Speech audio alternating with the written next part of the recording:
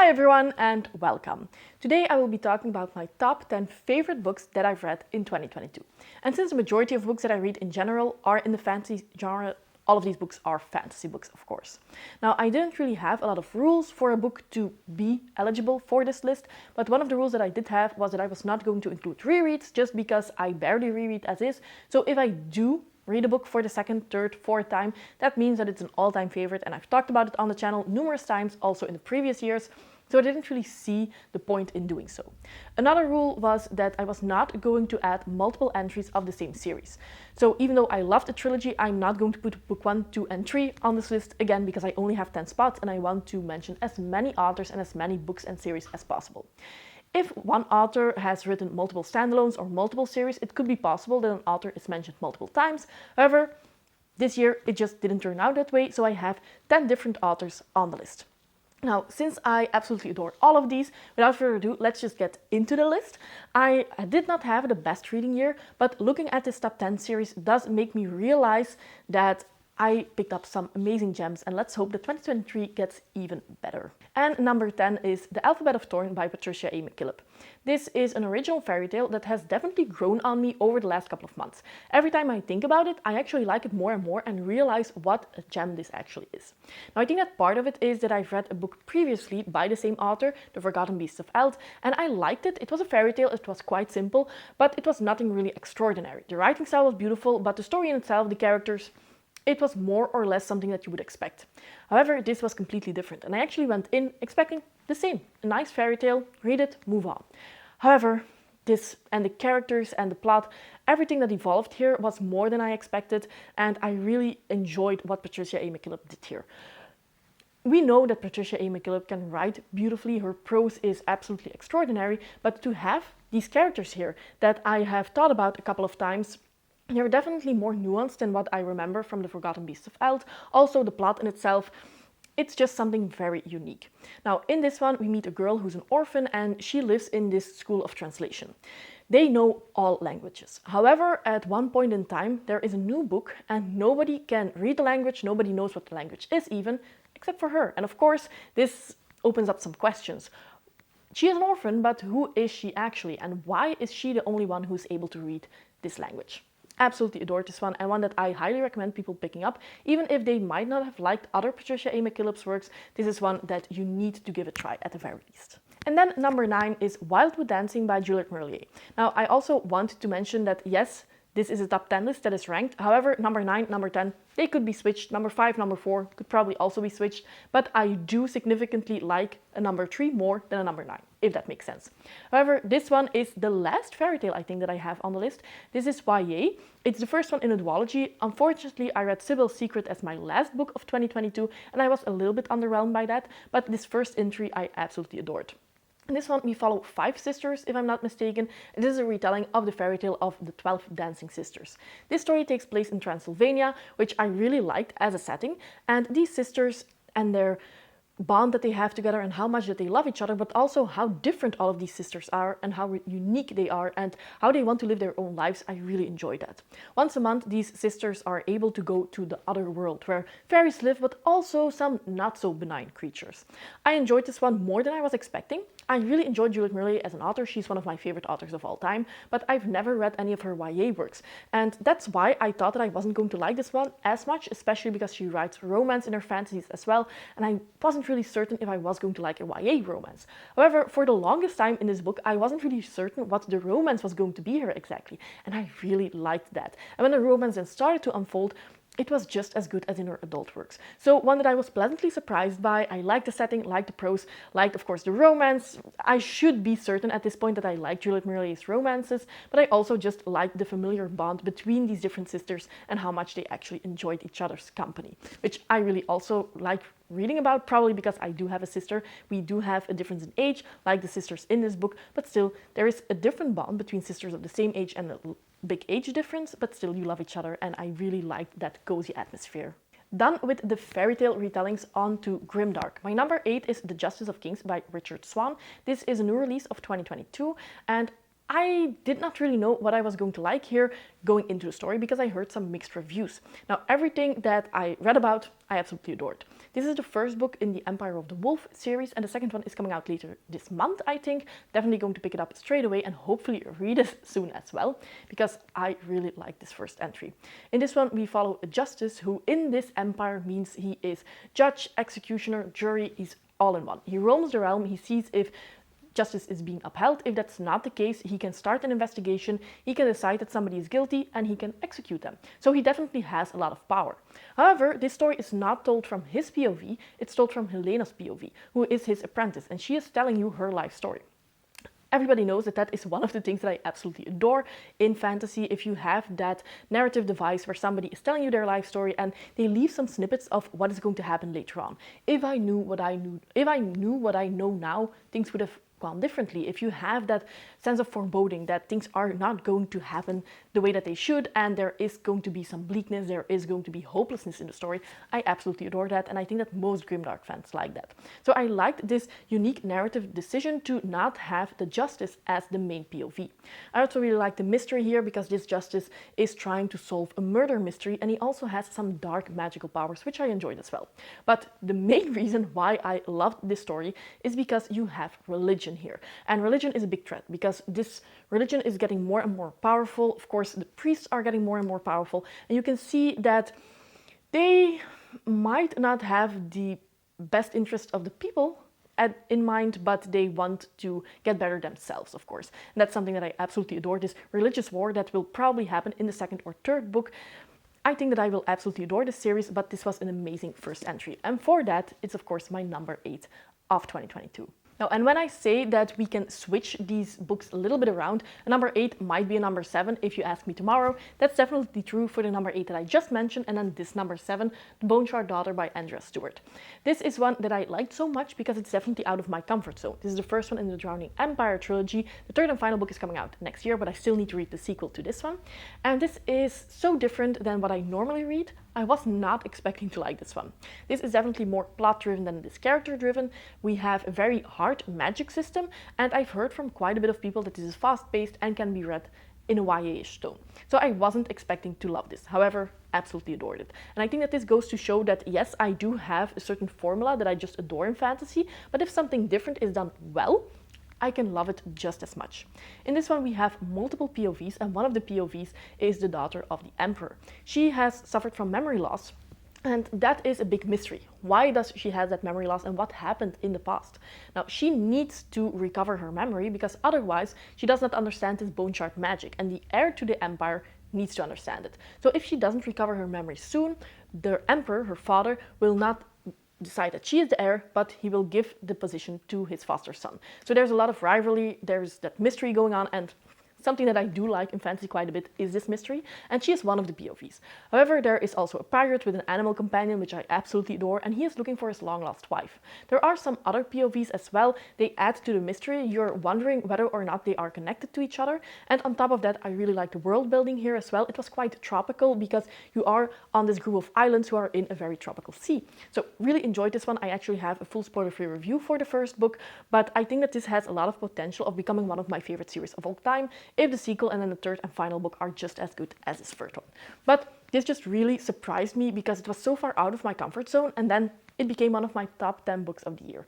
Isn't that something? I really like when you have that surprise, you have low expectations going in, and then a book absolutely amazes you. For my number 6, I knew which author and which series I wanted to have on the list, but I didn't know which entry. Now, in the end, I went with Red Country by Joe Abercrombie. This is the third and final standalone in the First Law universe. Now, in 2022, I read all of the standalones, and I also read the first 2 books in the Age of Madness trilogy.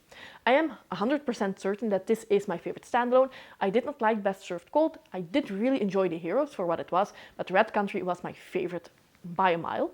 However, I did really enjoy the first 2 books in the Age of Madness trilogy as well, and maybe depending on how that final book turns out, I just started that one, that might be my favorite series over Red Country. However, Red Country, it's a Western retelling. You have a father and a daughter who have a very complicated relationship, but they need to work together because their siblings, or at least the daughter's siblings, have gone missing. I enjoy that relationship and the exploration of that bond. I like a Western setting because that was quite different from what we normally read in fantasy, or what I normally read in fantasy, and I really enjoyed the conclusion as well. I think that just because of the characters, and I will not spoil anything, but there are some characters here that are my favorite in the entire First Law universe. That's just the reason that I liked it so much. I also think that sometimes, even though I am definitely more a character-driven reader, Joe Abercrombie lacks a lot of plot, and that was definitely here. So, because of all of those reasons, Red Country, even though it is the furthest removed from the First Law universe and the story of the First Law, in comparison to the other two standalones, was definitely my favorite. And I am excited to finish the entire First Law universe now in January of 2023, but also a little bit sad because this is the end of an era, you could say, and I really enjoyed this series. So 2022 was an amazing year in that aspect, at least. Now on to number 5, and that is of course A Veil of Spears by Bradley P. Bolio. This is the third book in the Song of the Shattered Sand series. I have talked about this series so many times, I think that all of you are bored at this point, but this is a desert-based fantasy series. There is a revenge plot because we follow Cheda, who is a cage fighter, and she wants to take her revenge on all of these 12 immortal kings who have been given their power by the desert gods. This is ding ding ding in terms of buzzwords. I love a revenge plot, I love a character-driven story, even though this is more plot-driven than what I normally read. I really enjoy the characters, their relationships. I loved getting to know more about Cheda's past and the mystery that revolves around these kings and these gods. How did history actually take place? Because of course, these are the winners and they are telling you what they want you to believe, but maybe things happened a little bit differently. And just trying to find all of that out alongside Cheda, absolutely adored that. Now, of course, as time moves on, we also have a lot of political intrigue here, which makes it one of my favorite series of all time.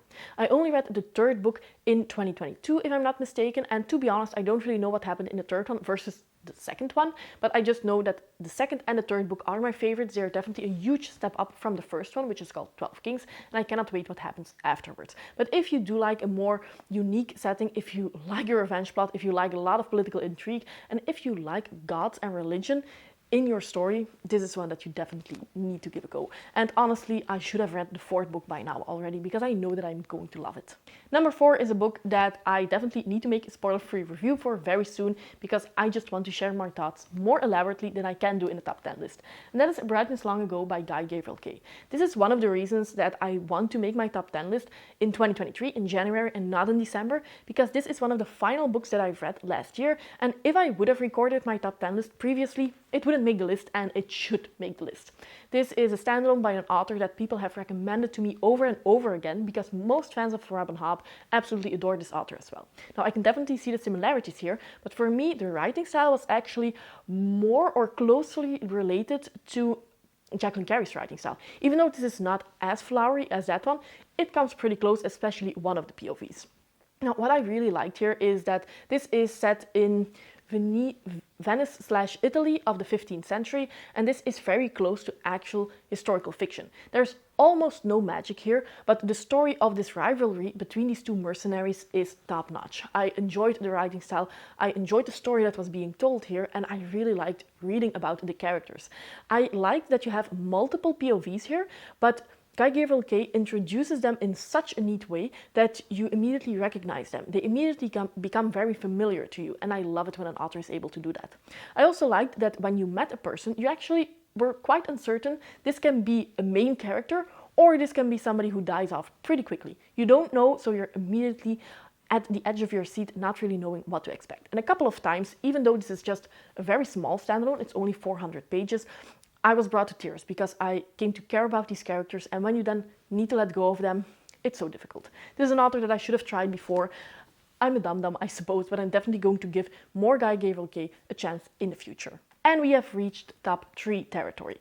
My number 3 is The Wall of Storms by Ken Liu. This is the second book in the Dandelion Dynasty by Ken Liu, and as some others on the list, this is heavily inspired by political intrigue, real-life political intrigue, but this is also in a more unique setting. It's not European inspired, this is actually inspired by real Asian history, and it's not medieval inspired. I think that the actual time point where the story is inspired by is 200 before Christ until 200 after Christ, if I'm not mistaken.